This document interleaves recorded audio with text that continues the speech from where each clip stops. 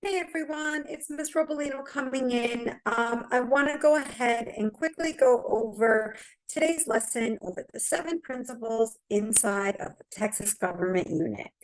At this point in time, you should be sitting down with your paper showing the different principles of government.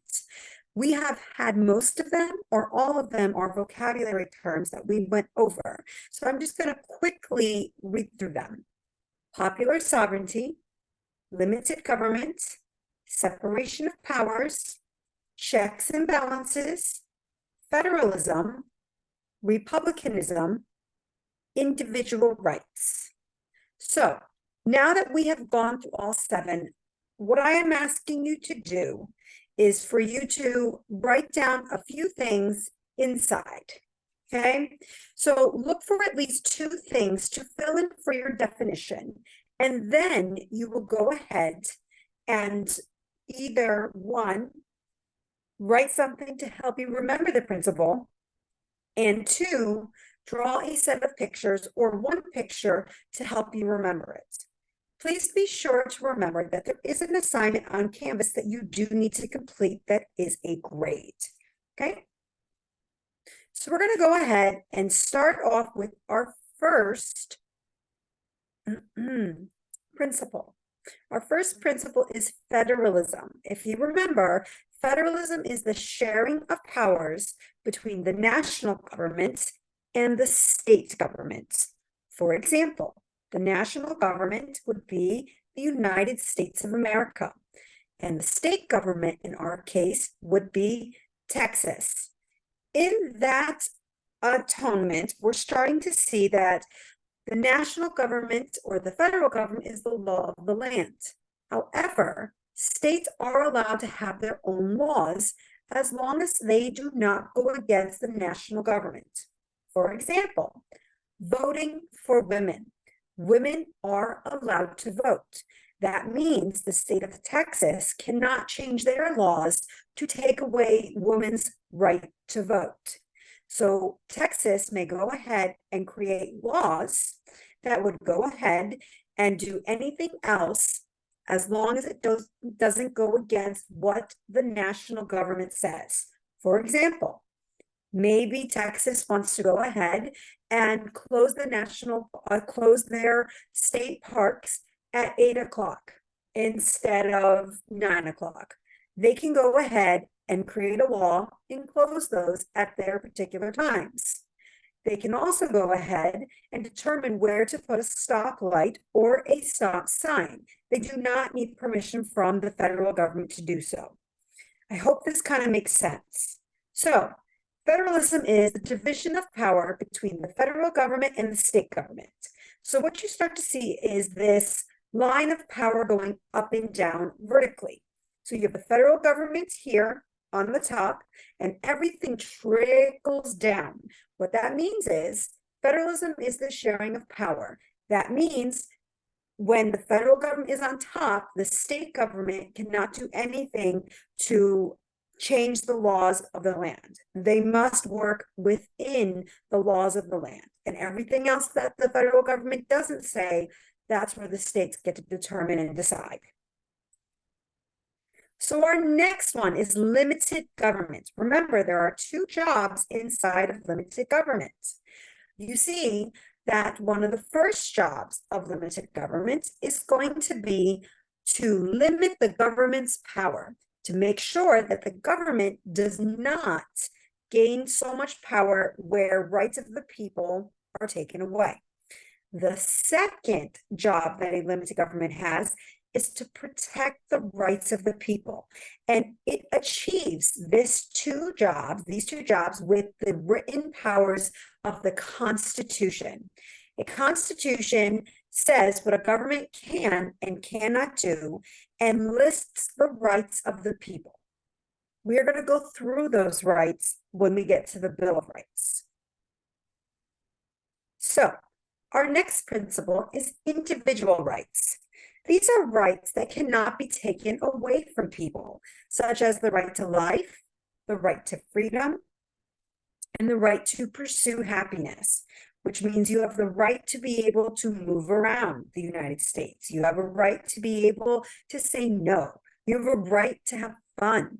You have a right to education. You have a right to learn things. All these things are there for you. They are also known as unalienable rights. When you break that word down, if something is alien, that means it is not common to you. It is not something that you are familiar with. So when something is unalien, that means it's something that you are familiar with.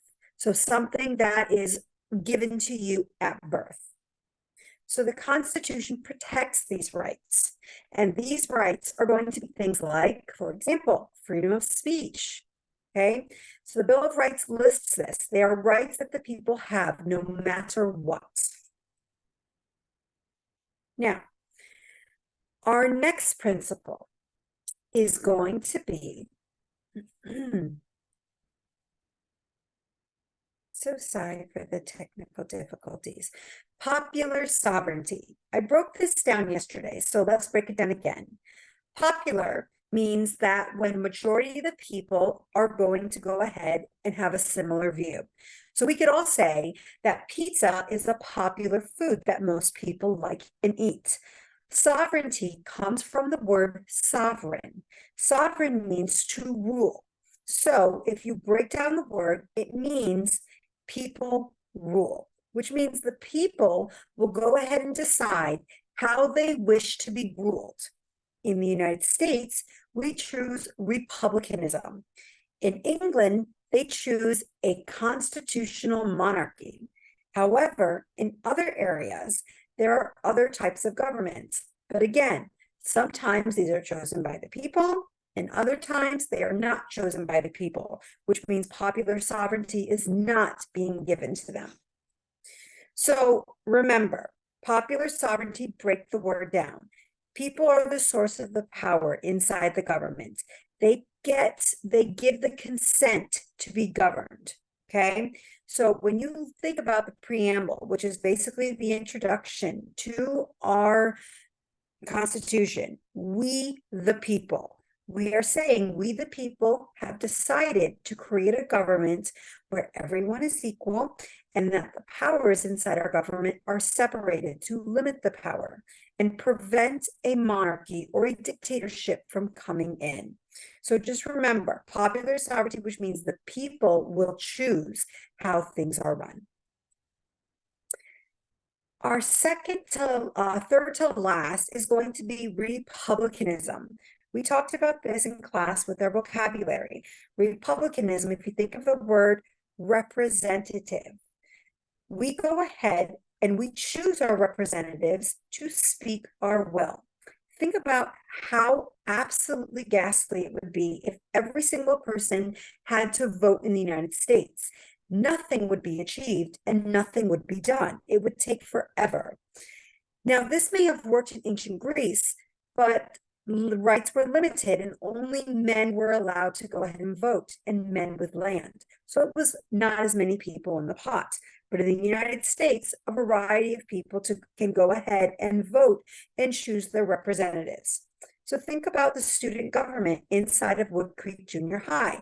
Think about who you elect to be your representative. And then from there, those representatives elect their representatives of president, secretary, vice president, and treasurer.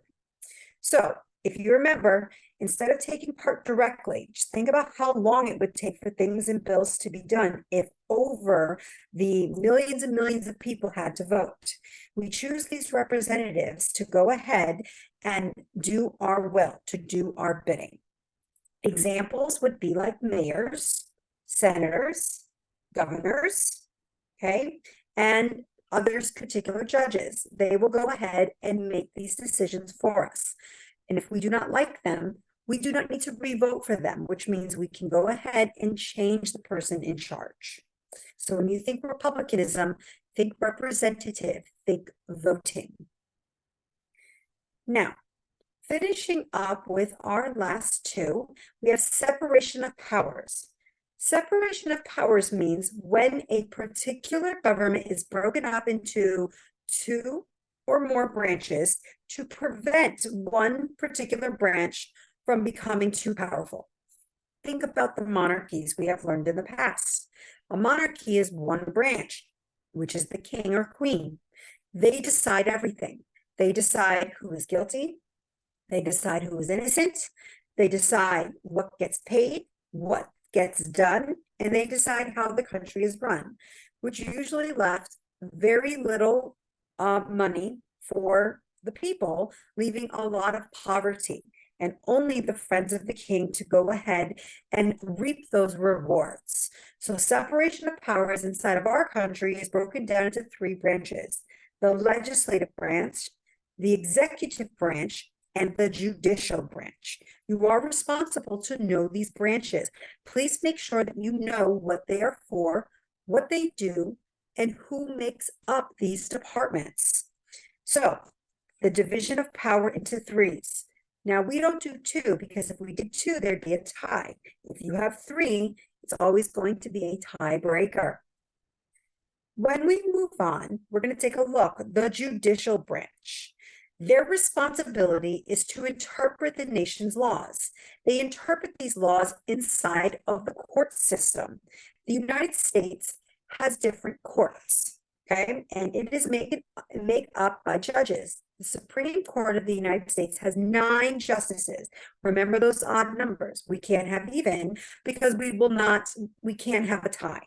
So we have 9. These are jobs that you serve for life. You do not change until you either retire or you pass on.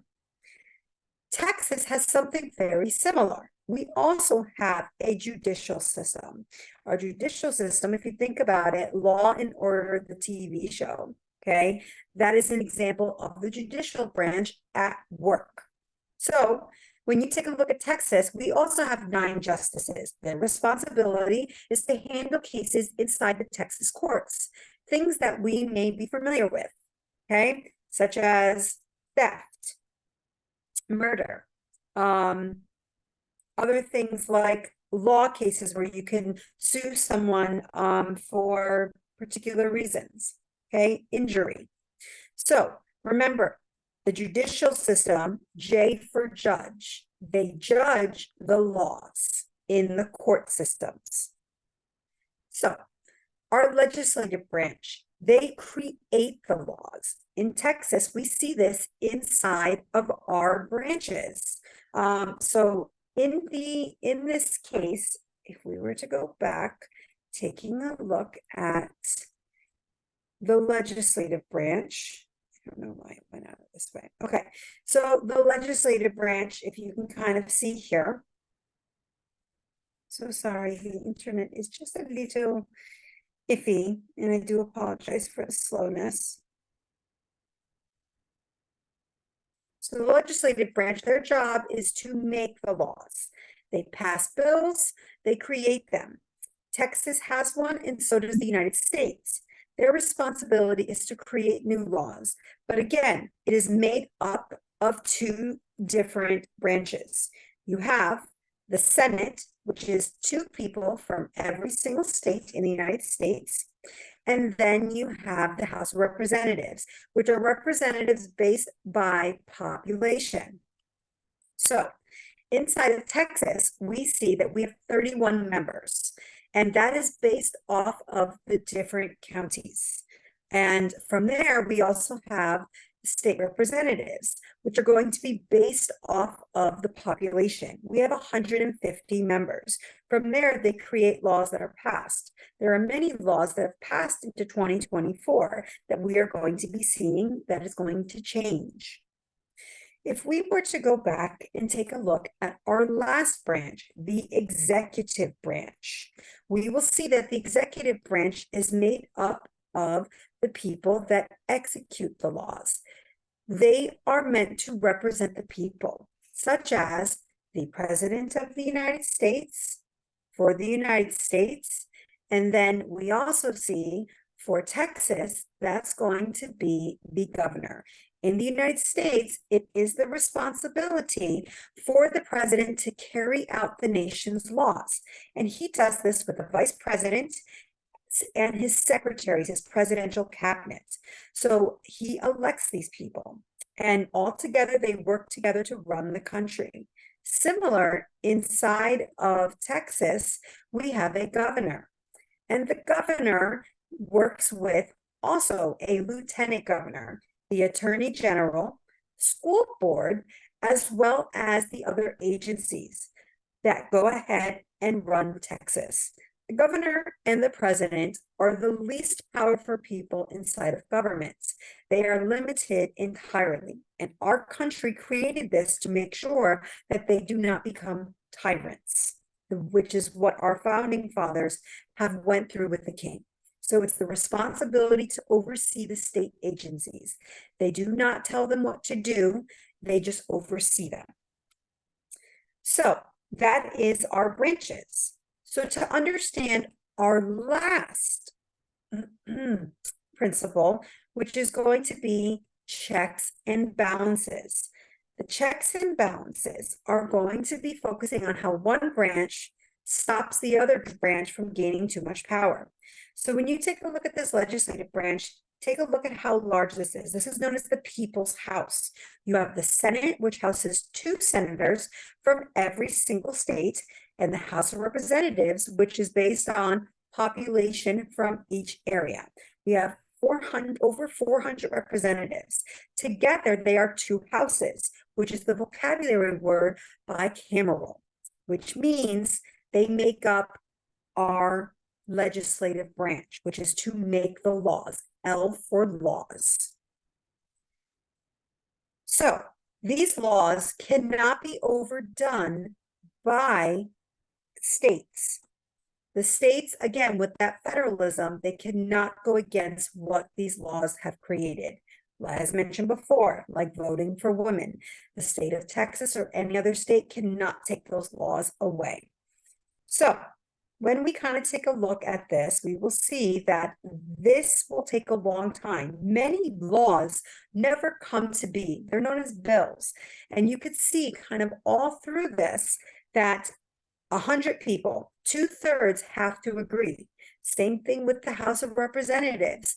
From there, over 435 people, 2/3 of them have to agree to get it to pass.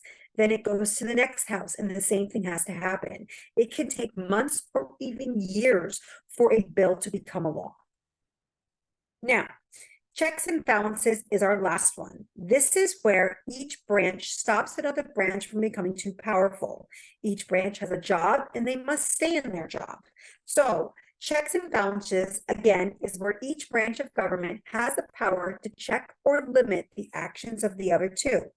I do have some examples for you to understand how these branches do this. So let's go ahead and let's take a look at them. Your first one we're going to be looking at is going to be the legislative branch, which again is the bicameral system, the 2 houses, the Senate and the House of Representatives. The legislative branch can go ahead and check the executive branch by impeaching a president. This was done just last year along one of our presidents. So if a president is not doing what they need to do, the Senate has to agree to impeach the president. From there, he will be tried and determined whether he is guilty or not guilty. The legislative branch can also put a check on the judicial branch, which means they may propose an amendment to the Constitution to overturn a Supreme Court decision. You will see this throughout our lecture, throughout our unit, as well as next year, some things that have been passed, such as the separate but equal law. This is basically stated that as long within our country, when we separated people of color, they didn't have to go to the same school. Well, this was passed and it was allowed, but after time, the legislative branch determined that this was unconstitutional, and now they stop that. So these are the times during the Civil Rights Movement, which we will get into much later into the year, but that's kind of one of those examples. The executive branch, the least powerful branch, in my opinion, they can put a check on the legislative branch. Remember, these are the people who make the laws. So the executive branch, which would be the president, can veto a congressional bill. A veto means I object. It is Latin for I object. I do not allow it to go through. The bill then is tossed back to the legislative branch where they either have to, one, rewrite it, get it approved until the president likes it and approves it, or the bill will die. The executive branch can also put a check on the judicial branch. He appoints or chooses the federal judges and ambassadors. So that means judges cannot choose their friends. The president will make the appointment, which means they can choose who they want to be appointed. Appointment doesn't mean you get the job. It just means you will go and be interviewed for the job. And the legislative branch will go and choose that person. So again, limiting the executive power. Our last one is the judicial branch. They can check on the executive branch by ruling any presidential actions unconstitutional. That only happens when a president is impeached. When you impeach a president, it is done by the legislative branch. The legislative branch does not determine if the president is guilty because they're the ones who have impeached him. So the president would then be tried by the judicial system. Remember, upholding the laws of the land is the executive, and judging the laws would be the judicial branch.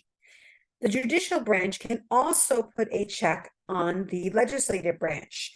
It may rule that a law passed by the Congress to be unconstitutional and can overturn any existing law. So, for example, when you take a look at some things, there was once upon a time where women were not allowed to vote. So an amendment was created that leaving all people were allowed to vote. This was created by the legislative branch. But let's say that it limited people of different races. Well, the judicial branch can say, no, this is unconstitutional, and they can throw it back and then overturn that existing law. So these are the different checks and balances. The way I remember them, separation of powers is the noun, the naming of the branches. Checks and balances is the verb, the action upon what each branch does to the other. So if you get confused, just remember, is there an action being done, or are we just stating what it is? If we're defining, it's separation of powers. If we are putting an action on another branch, then that would be checks and balances.